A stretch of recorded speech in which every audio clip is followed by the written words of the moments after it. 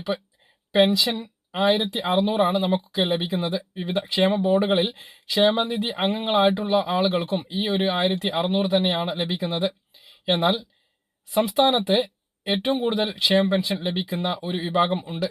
കുറഞ്ഞ കാലയളവിൽ അംശാദായം അടച്ചാൽ പോലും ഏറ്റവും കുറഞ്ഞത് 3000 പെൻഷൻ ലഭിക്കുന്ന ആളുകളുണ്ട്.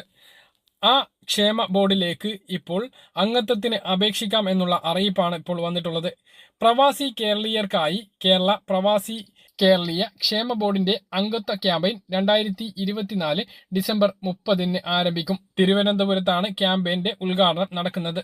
തുടർന്ന് മറ്റു ജില്ലകളിലും അംഗത്വ ക്യാമ്പയിൻ സംഘടിപ്പിക്കും. പുതുതായി അംഗത്വം എടുക്കുന്നതിനും അംഗങ്ങൾക്ക് അംശാദായ കുടിശ്ശിക അടക്കുന്നതിനും അംശാദായം റദ്ദായവർക്ക് പിഴയും കുടിശ്ശികയും അടച്ച് അംശാദായം പുതുക്കുന്നതിനും ഇതിലൂടെ സാധിക്കും. www.pravasikerala.org വഴി സേവനങ്ങൾ